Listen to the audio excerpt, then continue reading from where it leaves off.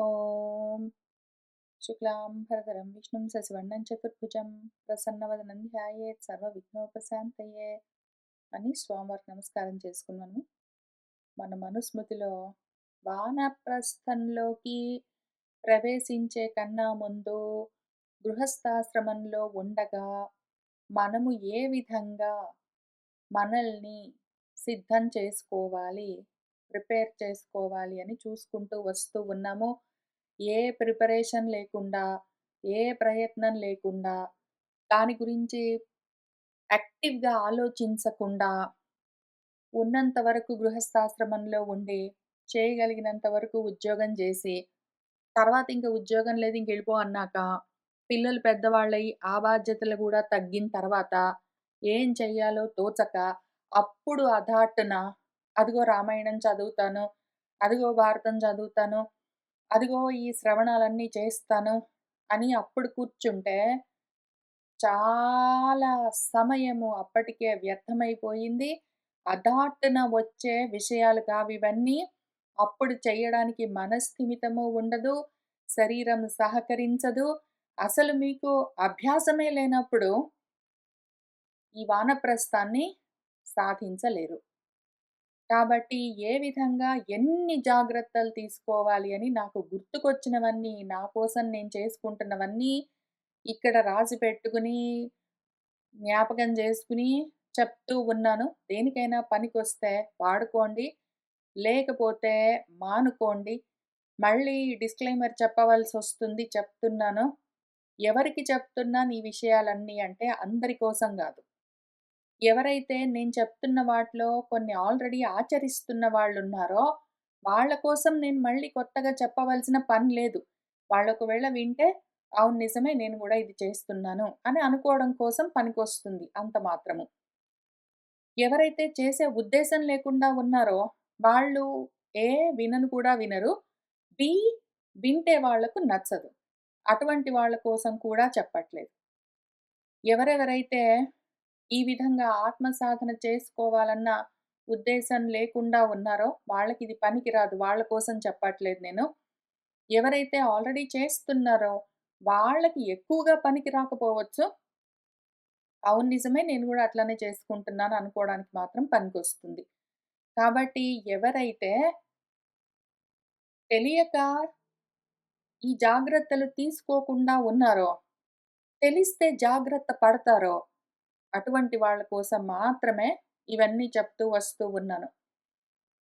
కొంతమందికి ఇంట్రెస్ట్ ఉండకపోవచ్చు. కొంతమందికి జ్ఞాన మార్గం గురించిన ఇంట్రెస్ట్ ఉండకపోవచ్చు. ఆధ్యాత్మిక సాధన గురించి ఇంట్రెస్ట్ ఉండకపోవచ్చు. పేరుకు మాత్రం ఆ మాట చెప్పొచ్చు. మోక్షం గురించి మాట్లాడొచ్చు. అందరికీ అదే కదండీ కావాల్సింది. అందరము కోరుకునేది మోక్షమే గదండీ అనుకుంటూ చెప్పేవాళ్ళు, తిరిగేవాళ్ళ కోసం గాదు నేను చెప్తున్నది. యాక్చువల్‌గా నిజంగా అవును నాకు కావాలి అని ఎవరనుకుంటున్నారో వాళ్ళ కోసం.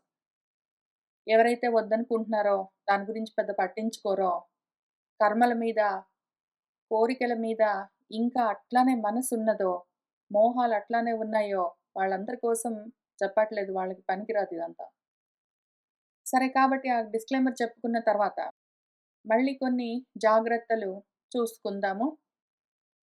ఒక జాగ్రత్త ఏమి అంటే, చిన్నప్పటి నుంచి మనకు చదువుకోవడం అలవాటై ఉండాలి. అది అభ్యాసంలాగా ఉండాలి. చిన్నప్పటి నుంచి చదువుకోవడం అలవాటు లేదనుకోండి, చిన్నప్పుడేదో బడిలో ఎగ్జామ్స్ కోసం చదువుకున్నాం అంతవరకే అయిపోయింది. ఇంకంతే. ఇంకేం లేదు. తర్వాత ఏదో ఉద్యోగం చేసాము. ఇంకయిపోయింది. ఇంకేం లేదు. ఇంక తర్వాతేదో రిటైర్ అయ్యాము సడెన్‌గా. ఇవాళ అయిపోయింది లాస్ట్ డే. వాళ్ళేదో పార్టీ గూడా చేసి పంపించారు ఇంటికి. రేపటి నుంచి ఇంకేం పని లేదు కూర్చున్నాము. కాబట్టి సడెన్‌గా ఇంకా ఇప్పుడు అధాటున రామాయణాలన్నీ చదువుదాము, భారతాలన్నీ చదువుదాము, భాగవతం అంతా చదివేద్దాము, బ్రహ్మసూత్రాలు, ఉపనిషత్తులు ఇంకా అంతవరకు వస్తారో రారో గాని ముందసలైతే మొదలు పెడదాం ఇవన్నీ అని స్టార్ట్ చేస్తే చదువుకోవడం చేతగాదు.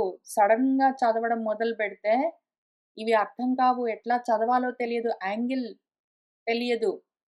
అసలు మన ఋషులు ఏ యాంగిల్‌లో, ఏ ఉద్దేశంతోటి, ఏమి చెప్పడం కోసం ఇవన్నీ మొదలుపెట్టారో మనకర్థం గాదు. తెలీదటండి మనందరికీ. అందరికీ తెలుసు. చిన్నప్పటి నుంచి వింటూనే ఉన్నాము. రామాయణం మాకు తెలుసు. ఎన్నో సార్లు విన్నాను. భారతం అబ్బా! ఎన్ని సార్లు విన్నానో అని చెప్పుకోవడం గాదు. వాళ్ళు వీళ్ళు చెప్పిన కథలు వినడం గాదు. అసలు యాక్చువల్‌గా రామాయణం, భారతం, భాగవతం, బ్రహ్మసూత్రాలు, ఉపనిషత్తులు అవన్నీ చదవడానికి, అర్థం చేసుకోవడానికి ఒకానొక విధమైన డిసిప్లిన్ ఉండాలి. అందుకోసము చిన్నప్పటి నుంచి చదవడం అన్నది అభ్యాసంలాగా ఉండాలి. మనకు 1, 2 తరాలుగా పట్టుకున్న దరిద్రము, దౌర్భాగ్యం ఏంటంటే, నేను పుస్తకాలు చదవనండి. అబ్బో! పుస్తకాలవన్నీ నేను చదవను. అబ్బో! నవలలవన్నీ చదవనండి అని చెప్పుకోవడము ఫ్యాషన్‌గా ఉన్నది. అది గొప్ప అచీవ్‌మెంట్‌గా ఉన్నది. చదవనని చెప్పుకోవడము గొప్పతనం అని చెప్పుకునే దౌర్భాగ్యంలో ఉండడం చేత, చదివే లక్షణాన్ని మనం పోగొట్టుకున్నాము. చదవడం అన్నది అభ్యాసమై ఉండాలి. పుస్తకాలు చదవాలి. అన్ని పుస్తకాలు చదవాలి.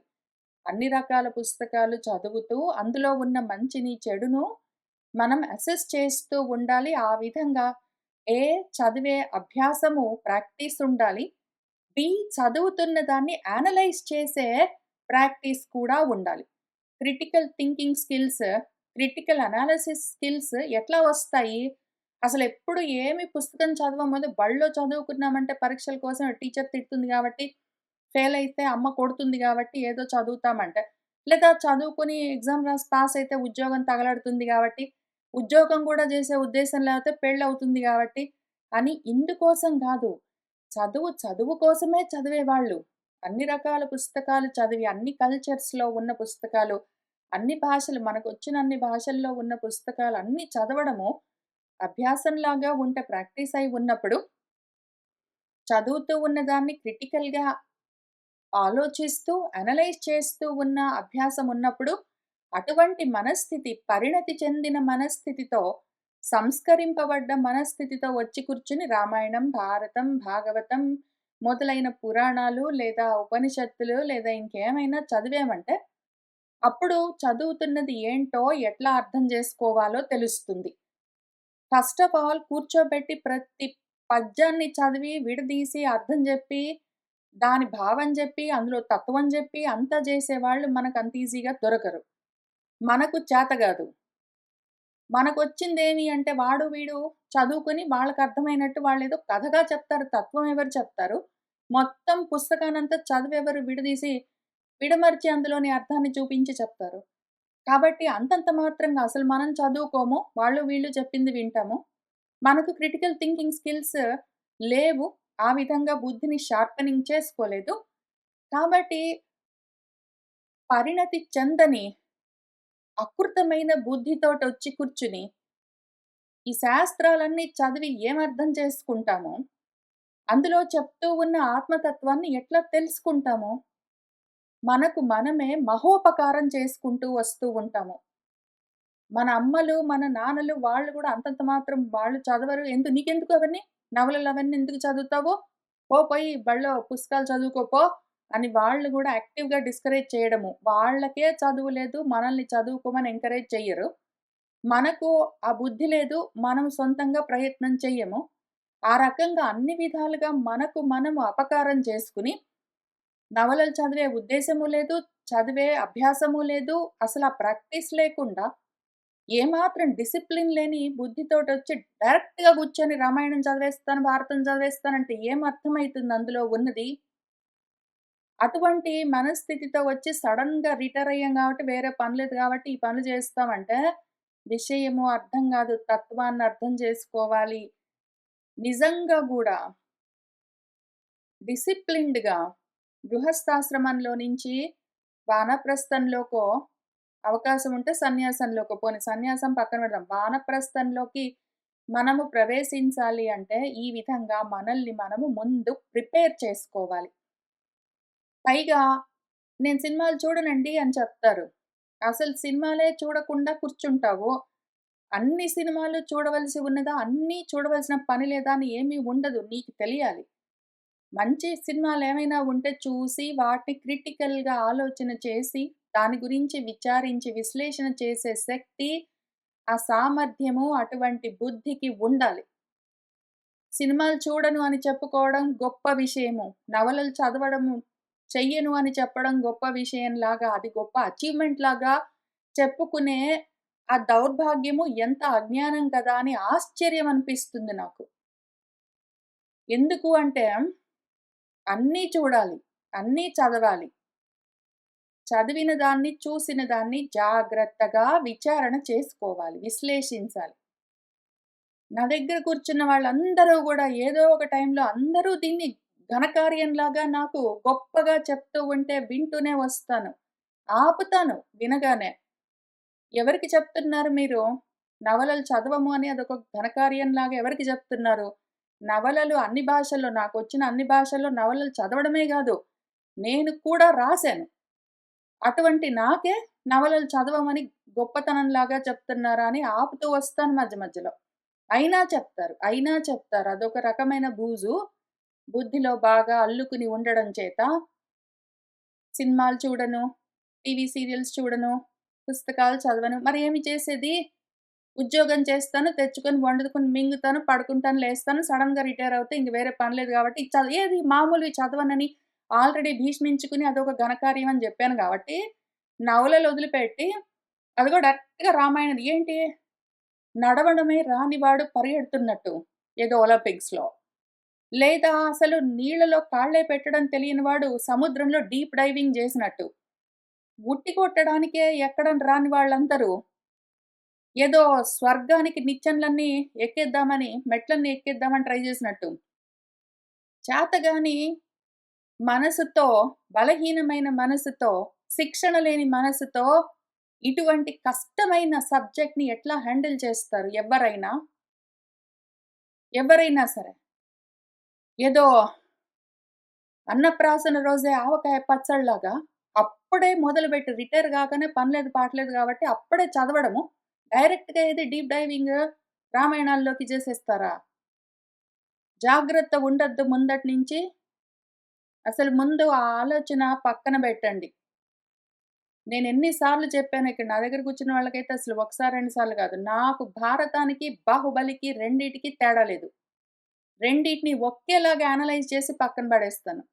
ఏది చూస్తే అది అనలైజ్ చేయగలను. ఏది చూస్తే అది క్రిటికల్‌గా థింకింగ్ చేస్తాను. ఏదైనా చూడగలను. ఏదైనా చూస్తాను. జాగ్రత్తగా ఆలోచన విశ్లేషణ చేస్తాను. ఆ ప్రాక్టీస్, ఆ అభ్యాసం ఉంది గాబట్టే వచ్చి ఇక్కడ కూర్చొని నేను బ్రహ్మసూత్రాలు చెప్పగలుగుతున్నాను. రామాయణం, భాగవతం, భారతం ఇట్లాంటివి పక్కన బెట్టండి. బ్రహ్మసూత్రాలకి చాలా high level critical thinking, extremely sharp analytical skills ఉంటేనే తప్ప బ్రహ్మసూత్రాలు పట్టుబడవు. కష్టము. ఏమీ లేకుండా అందులోకి వెళ్ళలేము. అందుకని చిన్న వయసులో ఉన్నవాళ్ళు 20స్, 30స్, 40స్‌లో ఉన్నవాళ్ళు ఇట్లాంటి దుర్మార్గమైన మనసుని పక్కన బెట్టి, ఏదైనా సరే చదువుతాను. ఏదైనా చూస్తాను. అయితే చూసింది, చదివింది జాగ్రత్తగా విశ్లేషిస్తాను అని అనుకుంటూ వెళ్ళడం అత్యవసరము. పైగా ఈ చూసింది, చదివింది అనలైజ్ చేస్తూ ఉన్న సమయంలో ఒక్కళ్ళమే చేసుకోవడం కన్నా గూడా అప్పుడప్పుడు ఇంకెవరైనా మనలాగా క్రిటికల్‌గా ఆలోచించగలిగిన వాళ్ళుంటే వాళ్ళతో కలిసి మనము విచారణ చేస్తే చాలా హెల్ప్‌ఫుల్‌గా ఉంటుంది. నాకెప్పుడూ అట్లా ఒకళ్ళుండేవాళ్ళు.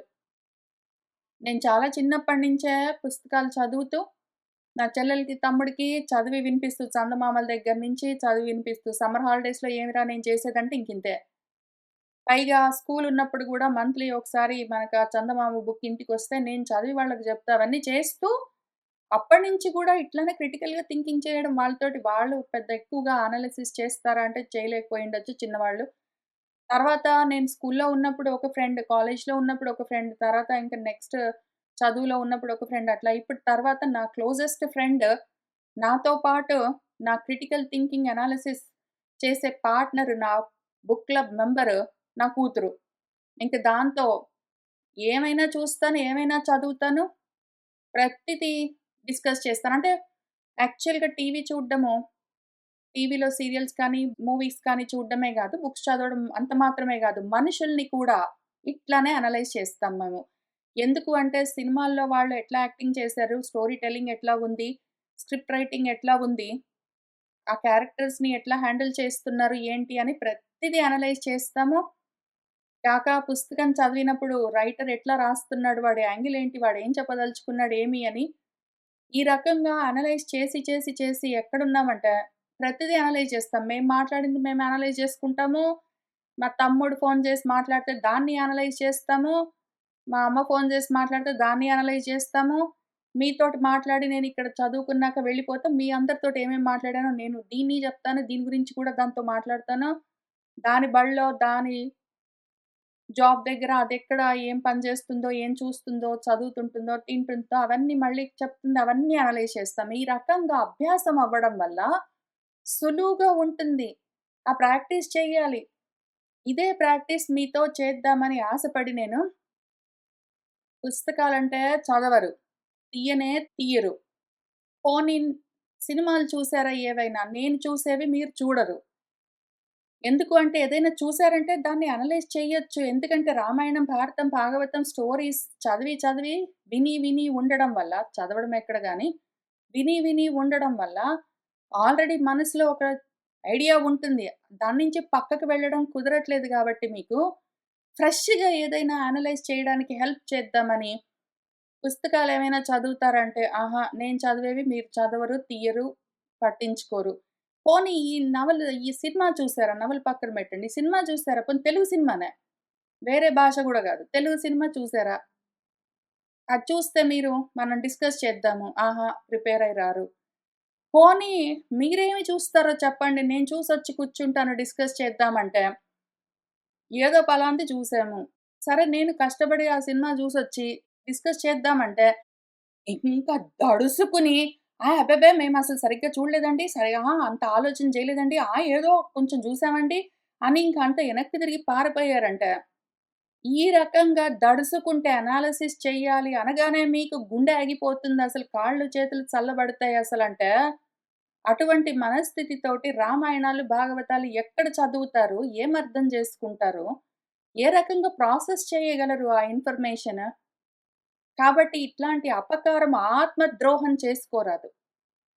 చదవడము, చూడడము, చదివింది, చూసింది అనలైజ్ చెయ్యడము చాలా ఎక్కువగా అభ్యాసం అవ్వాలి. బాగా ఎక్కువగా ప్రాక్టీస్ అవ్వాలి.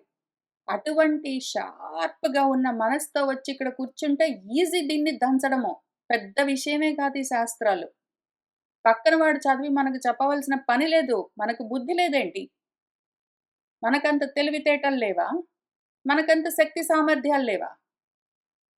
ఓన్లీ మనము టూల్స్ మొద్దుబార్చుకొని కూర్చున్నాము. మొద్దుబారిపోయి ఉన్నాయి మన ఉపకరణాలు, టూల్స్, మన బుద్ధి, మన మనసు. వాటిని మనం వాడక, సానబెట్టక మొద్దుబారి ఉండడం చేత వాడుకోవడానికి రాకుండా ఉన్నాయి. కాబట్టి అటువంటి ఆత్మద్రోహం చేసుకోకుండా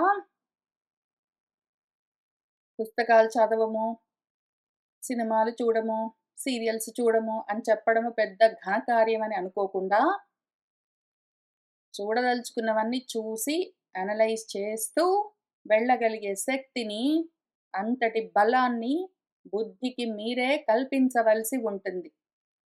లేకపోతే అటువంటి అభ్యాసం లేకుండా వచ్చి ఇక్కడ మీరు వానప్రస్థంలో కూర్చున్నారంటే, ఈ చదువుకునేవి సరిగ్గా అర్థం గావు. పైగా ఇంకొక అనర్థమేమి అంటే, ఈ వానప్రస్థం టైంకొచ్చేసరికి ఆల్రెడీ బాడీ పార్ట్స్ వదులైపోతూ ఉంటాయి. నీరసాలెక్కువవుతాయి. నడుము లాగుతుంటుంది. బుద్ధి సరిగ్గా పనిచేయదు. జ్ఞాపక శక్తి తగ్గుతూ ఉంటుంది.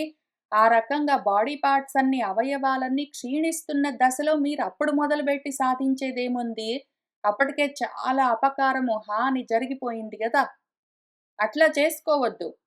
ఎప్పుడైతే శరీరం బలంగా ఉంటుందో, మనసు బలంగా ఉంటుందో, బుద్ధి బలంగా ఆలోచించగలుగుతుందో అటువంటి సమయంలోనే ఈ విధంగా వాటిని షార్ప్‌గా బుద్ధిని, మనసుని బాడీలో బలమున్నప్పుడే షార్ప్‌గా తయారు చేసి పెట్టుకుంటే, శరీరంలో ఎప్పుడైతే బలం తగ్గుతూ ఉన్నదో అప్పుడైనా పర్వాలేదు. మనసు, బుద్ధి బలంగా, షార్ప్‌గా ఉన్నంత వరకు దాన్ని వాడుకోవచ్చు. తెలుస్తున్నదా?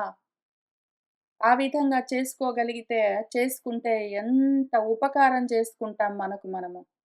ప్రయత్నం చేసి చూడండి. ప్రయత్నం చేసి చూడండి.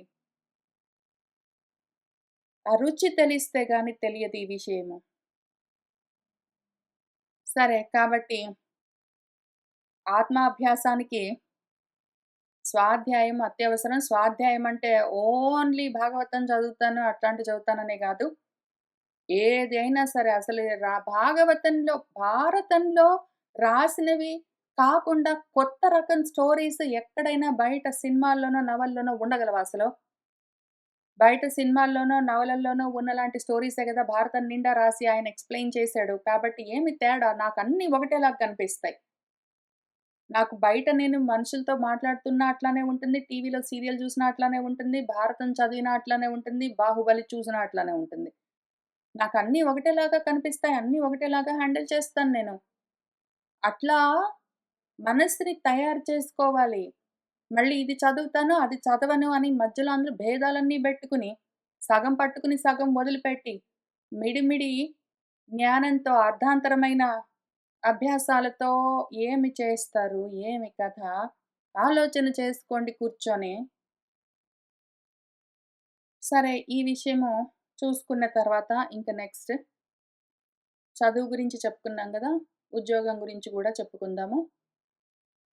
ఉద్యోగం గురించి నేను నిన్న ఆల్రెడీ కొంత మన పోతన భాగవతంలో చెప్పాను. మళ్ళీ ఒకసారి ఇక్కడ డాక్యుమెంటేషన్ పర్పసెస్ కోసం చెప్తున్నాను. ఎన్ని సార్లైనా చెప్పుకోవలసిన విషయం కాబట్టి చెప్పుకుంటూ వస్తూ ఉన్నాను. మనము ఉద్యోగం, సద్యోగం అని చాలా ఎక్కువగా మాట్లాడతాం. ఆ మాటలు ఉద్యోగం, సద్యోగం అని చాలా ఎక్కువగా మాట్లాడతాము ఫ్రీక్వెంట్‌గా. అంటే ఏంటో అర్థం చూసుకుందాము కూర్చుని. ఉద్యోగం అంటే జాబ్ అనుకుంటాం కదా! చదువయిపోయిన తర్వాత ఏదో జాబ్‌కి అప్లై చేస్తాం. జాబొస్తుంది. అది చేస్తాం. అది ఆ జాబ్‌ని ఉద్యోగం అంటాము. అవును నిజమే. ఆ జాబ్‌ని ఉద్యోగం అని ఎందుకంటామంటే ఉత్తి యోగము. పైకి వెళ్ళేందుకది మనకు మార్గము. అంతవరకు చదువుకున్నాక ఉద్యోగమొస్తే, ఆ జాబ్ చేస్తూ ఉన్నప్పుడు జీతం వస్తుంది గాబట్టి, ఆ జీతంతోటి మనం ఏం చేస్తామంటే, అదిగో వస్తువులు కొనుక్కుంటాము. ఏమైనా కావాల్సినవన్నీ ఎంజాయ్ చేస్తాము.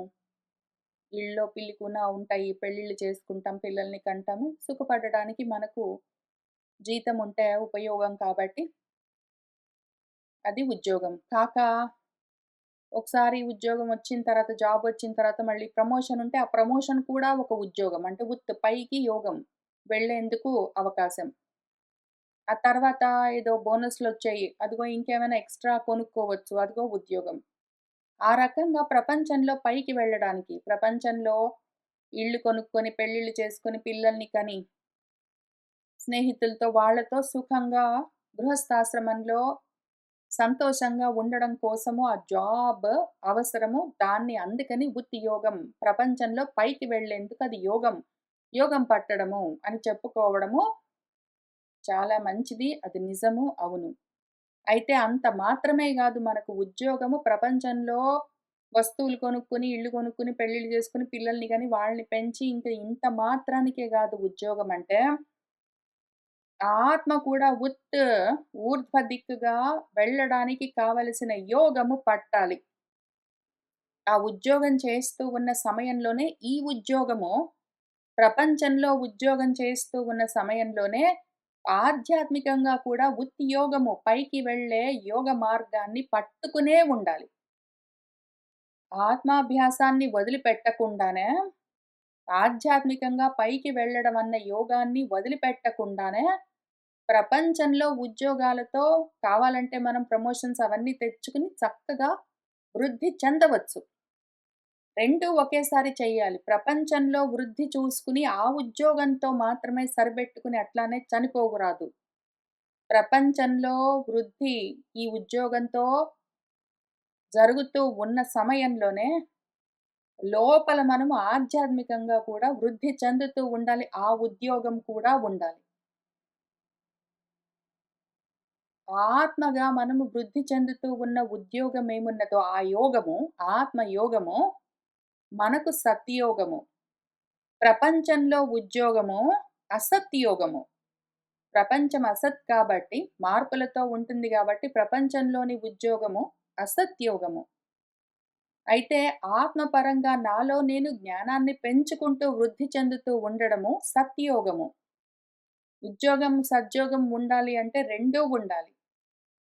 ప్రపంచంలో ఉద్యోగం నాలో సద్యోగంగా కూడా వృద్ధి చెందుతూ ఉండాలి. అది వదిలిపెట్టి చేశామంటే మాత్రం ఉద్యోగం ఉండదింకా. మనకు నాశమే ఉంటుంది. అటువంటి అన్యాయం మళ్ళీ మనము మన కోసం చేసుకోరాదు. ఉద్యోగం చేస్తూ ఉన్న సమయంలోనే ఆత్మ గురించి ఆలోచన చేసుకోవాలి. మళ్ళీ ఆత్మ గురించి ఆలోచన చేసుకోవాలని చెప్తూ ఉన్నాను కాబట్టి ఇంకొక మాట చెప్తాను. ప్రపంచంలో ఉద్యోగం ఒకటి, ఆత్మ గురించి ఉద్యోగం ఒకటి ఎట్లా ఉంటాయో, 2 కలిపి మనం ఎట్లా సాధించాలో, అట్లానే స్వార్థం ఒకటి ఉంటుంది, నిస్వార్థం ఒకటి ఉంటుంది ప్రపంచంలో. ఆ రెండింటిని కూడా కలిపి మనము సాధన చెయ్యాలి. ప్రపంచానికి నిస్వార్థం కావాలి. మనకు స్వార్థం కావాలి. మనము ప్రపంచంలో ఉద్యోగం చేస్తూ, వృద్ధి చెందుతూ ఉన్న సమయంలో సొంత లాభం కొంత మానుకుని, పొరుగువాడికి సహాయపడుతూ ఉండాలి. పరహితం కోరుకోవాలి. పరులకు కావలసింది చూసుకోకుండా, నా స్వార్థానికి మాత్రం నేను కర్మలు చేస్తూ ఉండడము కుదరదు. ప్రపంచంలో ఆ విధంగా చెయ్యడం తప్పు. చెయ్యరాదు. ప్రపంచంలో పరహితం కోరుకోవాలి. నాకున్నది నలుగురితో పంచుకోవాలి. నాకున్నది నేను తింటాను, కూర్చుంటాను. నా ఇంట్లో వాళ్ళు, బయట వాళ్ళు ఏమైనా పర్వాలేదని స్వార్థము ఉండరాదు. లేదా నాకున్నది నేను తింటాను. నా ఇమ్మీడియేట్ ఫ్యామిలీకి, నా భార్య, బిడ్డలకు పెడతాను. ఇంక మిగిలిన వాళ్ళు ఏమైపోయినా పర్వాలేదు అన్న స్వార్థం కూడా ఉండరాదు. ప్రపంచంలో నేను సంపాదించింది నేను తిని, నా వాళ్ళకు పెట్టి, మిగిలిన వాళ్ళతో కూడా పంచుకుంటాను అని నిస్వార్థంగా ఉండడము అత్యవసరము. అటువంటి నిస్వార్థ బుద్ధి లేకపోతే, కర్మలు చేస్తూ ఉన్న సమయంలో ఉన్నదాన్ని నేను నలుగురితో పంచుకోకపోతే, ఇతరుల హితము కోరకపోతే, అది నా పతనానికి కారణమవుతుంది. చిత్తశుద్ధి లోపిస్తుంది. స్వార్థంతో కూడుకున్న మనసు రాగాలతో, ద్వేషాలతో నిండి ఉంటుంది. అది అశుచిగా ఉంటుంది. జ్ఞానానికి పనికి రాకుండా ఉంటుంది. కాబట్టి ప్రపంచంలో ఉద్యోగం చేస్తూ పైకొస్తూ ఉన్న సమయంలో పరహితాన్ని కోరుకుని, పరార్థం కోసము నిస్వార్థంగా ఇతరుల కోసం కూడా మనము ఆలోచన చేస్తూ ఉండాలి. చేయగలిగినంత సేవ చేస్తూ ఉండాలి. పరహితం గురించే మాట్లాడుతూ ఉండాలి. అయితే అదే సమయంలో మర్చిపోకుండా, వదిలిపెట్టకుండా ఆత్మహితం కూడా కోరుకోవాలి. అనాత్మల గురించి అంటే నా భార్య, నా బిడ్డలు, నా ఇంట్లో ఉన్నవాళ్ళు, బయటున్నవాళ్ళు అందరూ ప్రపంచంలోని వాళ్ళని ఈ రకంగా ఆలోచిస్తున్న సమయంలో అవన్నీ అనాత్మలు దేహంతో సహా. నా సొంత దేహంతో సహా అదంతా అనాత్మ తత్వం. నేను ఆత్మ. కాబట్టి ఆత్మహితం కోసం స్వార్థము అంటే స్వప్రయోజనము, ఆత్మ ప్రయోజనము నన్ను నేను పొందడం గురించి మాత్రం వదిలిపెట్టకుండానే పరార్థం పట్టుకోవాలి. స్వార్థం వదిలిపెట్టకుండానే పరార్థం పట్టుకోవాలి.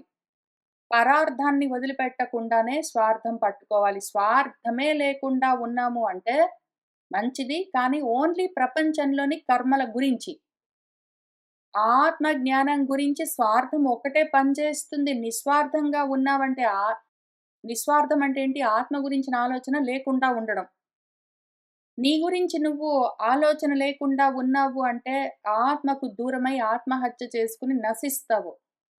అటువంటి అన్యాయం, అపకారం కూడా చేసుకోవడానికి వీల్లేదు. ప్రపంచంలో కర్మలు చేస్తూ ఉన్న సమయంలో నీకున్న దాన్ని నిస్వార్థంగా అందరితో పంచుకోవాలి. నీకు నువ్వు అన్యాయం చేసుకోరాదు. నీ నోరు గట్టుకుని మిగిలిన వాళ్ళకి పెట్టరాదు. తన్నుమాలిన ధర్మము మొదలు చెడిన బేరము. అట్లా చెయ్యరాదు. ప్రపంచంలో ఉన్నప్పుడు నీ దేహానికి కావలసిన పోషణ కూడా, రక్షణ కూడా, సుఖం కూడా నువ్వు చూస్తూనే ఇతరులందరి గురించి కూడా ఆలోచిస్తూ ఉండాలి. అదే సమయంలో దేహంతో సహా అన్ని అనాత్మలను తెలుసుకుని, నా గురించి నేను ఆలోచిస్తున్నాను అని ఆత్మాభ్యాసంలో కూడా ఉండాలి. అందుకోసమే స్వాధ్యాయం. అందుకే ఇందాక గూడా అంతసేపు మనం చెప్పుకున్నది. చదువుకోవడం అలవాటు చేసుకోవాలి. అప్పుడే తెలుస్తాయి ఈ విషయాలన్నీ. ఏదో చాలా ఎగ్జాంపుల్స్ చెప్తారు. ఒక కొవ్వొత్తి తను కాలిపోతూ, కరిగిపోతూ ఇతరులకు ప్రకాశాన్నిస్తున్నట్టు ఉండాలి. అంత నిస్వార్థంగా ఉండాలి. ఒక చెట్టు రాళ్లతో కొట్టినా సరే పళ్ళనిస్తూ మౌనంగా మన కోసమే ఎంత నిస్వార్థంగా ఉందో, ఆ రకంగా చూస్తూ మనం గూడా మనల్ని ఇతరులు హింసిస్తున్నా సరే, ఇతరుల కోసం, వాళ్ళ బాగు కోసం, వాళ్ళ వృద్ధి కోసం మనం ఆలోచన చేస్తుండాలని ఈ చెట్టు ఎగ్జాంపుల్, ఆ కొవ్వొత్తి ఎగ్జాంపుల్ మనకి చాలా ఎక్కువగా చెప్తారు. నన్ను గూడా ఈ ప్రశ్న అడుగుతూ వచ్చారు. ఇంతకు ముందు గూడా దీని గురించి నేను క్లారిఫై చేశాను. నా దగ్గర కూర్చున్న వాళ్ళకి చెప్పింది గుర్తున్నది నాకు. ఆ రకంగా ఉండాలి అని కూడా నేను చెప్పను. కొవ్వొత్తిలోగా నువ్వు కాలిపోతూ, కరిగిపోతూ నీకోసం నువ్వేం చేసుకోకుండా పక్కవాడి కోసం చెయ్యి. చెట్టులాగా ఇతరులు హింసిస్తే గూడా నువ్వు పళ్ళనిచ్చినట్టు నువ్వు అట్లా బ్రతికుండు నీ బతుకంతా అని చెప్పినట్టు మన శాస్త్రాలు చెప్పవు. నిన్ను నువ్వు చెడగొట్టుకుని ఇతరులకు చెయ్యి అనేది చెప్పదు. అందరితో పాటు నువ్వు కూడా. కాబట్టి నీకోసం నువ్వు ఆలోచన చేసుకో. ఇతరుల కోసం కూడా చెయ్యి. కొవ్వొత్తిలాగా, చెట్టులాగా నువ్వు జడ పదార్థం, స్థాణువులాగా ఉన్న పదార్థం గాదు గదా! నువ్వు మనిషివి. కాబట్టి నీ కోసం నువ్వు చేసుకో. అందరి కోసం చెయ్యి. అది ప్రపంచం విషయము. పరం విషయంలో, ఆత్మ విషయంలో, స్వవిషయంలో మాత్రము నీకోసం, అందరి కోసం అని గాని, నీతో పాటు అందరని గాని, అందరితో పాటు నువ్వని గాని ఇన్ని రకాలుగా ఉండదు. ఉన్నదంతా ఒక్కటే అది నువ్వే. అటువంటి సమయంలో ఆత్మహితం కోరుకున్న సమయంలో ఎవరికి వాళ్ళే వాళ్ళ గురించి ఆలోచన చేసుకోవాలి. దాని పేరు స్వార్థం. ఈ స్వార్థము చాలా చోట్ల అవసరము. నాకు ఆకలేస్తే నేనే అన్నం తినాలి. పక్కవాడు అన్నం తింటే నా కడుపు నిండదు. నాకు కడుపు నొప్పొస్తే నేనే బాత్రూమ్‌కెళ్ళాలి. పక్కన వాడు వెళ్తే నా కడుపు నొప్పి తీరదు. నాకు నిద్రొస్తే నేనే పడుకోవాలి. పక్కన వాడు నిద్రపోతే నాకేమి జరుగుతుంది లాభము? నాకు జబ్బు చేస్తే నేనే మందు వేసుకోవాలి. పక్కన వాడు మందు వేసుకుంటే నా జబ్బు తగ్గదు. అట్లానే నా ఆత్మజ్ఞానం కోసం నేనే ప్రయత్నం జేసుకోవాలి. పక్కన వాడు పుస్తకాలు చదువుకుంటే నాకొచ్చేదేమన్నదేమీ రాదు. పక్కన వాడు చదువుకుంటే వాడికి జ్ఞానమొస్తుంది. పక్కన వాడు తింటే వాడికి బలమొస్తుంది. పక్కన వాడు నిద్రబోతే వాడికి కొంచెము విశ్రాంతి కలుగుతుంది. అట్లానే నా గురించి నేను చూసుకోవాల్సిన ఈ కొన్ని పరిస్థితులేవున్నాయో అందులో ముఖ్యమయ్యింది ఆత్మ గురించి ఆలోచన చేసుకోవడం, ఆత్మజ్ఞానం కోసం సాధన చేయడం, ప్రయత్నం చేయడం. దీన్ని వదిలిపెట్టి ప్రాపంచికమైన జ్ఞానాల కోసము, ప్రపంచంలో ఉద్యోగాల కోసము ప్రయత్నాలన్నీ చేస్తూ పోయాము అంటే అవి అక్కడికే ఆగిపోయే విషయాలు. ఈ దేహంతో ఆ 2 ఆగిపోతాయి. ప్రాపంచికమైన జ్ఞానాలు నువ్వు ఎంత సంపాదించినా సరే ఈ దేహం వరకే గాబట్టి దేహం పడిపోతే అవి అక్కడికి ఆగిపోతాయి. ప్రాపంచికమైన ఉద్యోగాలు నువ్వెన్ని చేసినా సరే, ఎంత సంపాదించుకున్నా సరే అవన్నీ దేహానికి సంబంధం గాబట్టి ఈ దేహం పడిపోతే అవి ఆగిపోతాయి. కానీ పరం గురించి, ఆత్మ గురించి నువ్వు ఏ సాధన చేస్తున్నావో ఆ జ్ఞానం నువ్వు కాబట్టి నీతోటే ఉంటుందది. దేహంతో సంబంధం లేని విషయం. దేహం ఉన్నా, ఊడినా నీకు నువ్వుంటావు కాబట్టి దీన్ని వదిలిపెట్టకుండా వాటిని పట్టుకో కావాలంటే. దీన్ని వదిలిపెట్టకుండా వాటిని వదిలిపెట్టేయి పర్వాలేదు. నువ్వు వాటిని వదిలిపెట్టినా పర్వాలేదు, పట్టుకున్నా పర్వాలేదు. దీన్ని మాత్రం వదిలిపెట్టడానికి వీల్లేదు. ఈ రకంగా నీ మనసుకి నువ్వు అభ్యాసం చెయ్యాలి అంటే చదువుకోవడం అత్యవసరము. చదువు లేకుండా, ఈ విధంగా ఆలోచన చెయ్యడం లేకుండా, స్వార్థము ఎందుకో ఎప్పుడో, పరహితము ఎందుకో ఎప్పుడో తెలియకుండా, ఉద్యోగం అంటే ఏంటో అర్థం తెలియకుండా, సడెన్‌గా హఠాత్తుగా ఇంక వేరే పనేం లేదు గాబట్టి ఈ పని చేద్దామని వచ్చి కూర్చుంటే, శరీరంలో అవయవాలు సరిగ్గా సహకరించని సమయంలో, బుద్ధికసలు ఆ చదువుకోవడమన్న అభ్యాసమే లేని స్థితిలో, పైగా జ్ఞాపక శక్తి తగ్గిపోతూ ఉన్న పరిస్థితిలో, శరీరంలో జ్యూస్ అంతా ఎండిపోయి, దేహం ఇంక దేనికి పనికిరాదన్నప్పుడు పనికొచ్చినంత వరకు గూడా, రిటైర్మెంట్ అయిన తర్వాత గూడా అదే పనిగా ఊళ్ళు పట్టుకొని తిరిగి, పనులు పట్టుకొని తిరిగి ఏవో కోరికల వెంట వెంపర్లాడి, సుఖాల కోసం పరిగెత్తి, ఎక్స్‌పీరియన్సెస్ కోసం, ఎంజాయ్‌మెంట్స్ కోసం తిరిగి, బాడీలో జ్యూస్ మొత్తం ఎండిపోయిన తర్వాత, శరీరం ఇంకెందుకు పనికిరాదనుకున్నప్పుడు, అట్లాంటి తిత్తిని తీసుకొచ్చి ఇక్కడ కూర్చోబెట్టి, ఇంక దేనికి పనికిరాదు కాబట్టి చదువుకుందామంటే, దీనికి అస్సలు పనికిరాదింకప్పుడది. వ్యర్థంగా చెడిపోతావో, మొత్తం బ్రతుకంతా వృధాగా వ్యర్థం చేసుకుంటావు. అట్లా చేసుకోవద్దు. అపకారం చేసుకోరాదు. అటువంటి అపకారం, ఆత్మహాని, ఆత్మహింస, ఆత్మద్రోహం చేసుకోరాదు. ముందు నుంచే ఒక ప్రణాళిక ఉండాలి. ఒక ప్లానింగ్ ఉండాలి. జాగ్రత్తగా ఆలోచించి, జాగ్రత్తగా దీనికోసం ప్రయత్నం చేస్తూ వెళ్తూ ఉండాలి.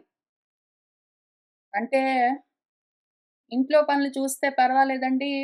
పిల్లల్ని చూసుకొని, భార్యను బాగా చూసుకొని, అత్తమామల్ని, అమ్మానాన్నల్ని వాళ్ళని వీళ్ళని చూసుకున్నామంటే అంతే చాలు. దాంతోటే మనకు మోక్షమొస్తుంది అని ఎవరైనా చెప్తే నమ్మొద్దు.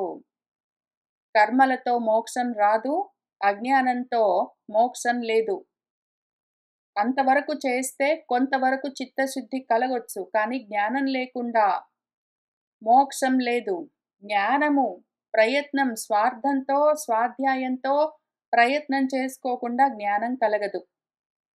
మామగారికి కాఫీ చేసిస్తాను. అత్తగారికి ఏంటో ఆమెనెత్తుకొని తిప్పుతాను. ఏదో పిల్లలకి మూతి, మిగిలిన బాడీ పార్ట్స్ అన్నీ కడుగుతాను. నా భర్తకి ఇంకేంటో చేస్తాను. ఇంక అవి చేస్తాను, ఇవి చేస్తానంటే చేసుకోండి.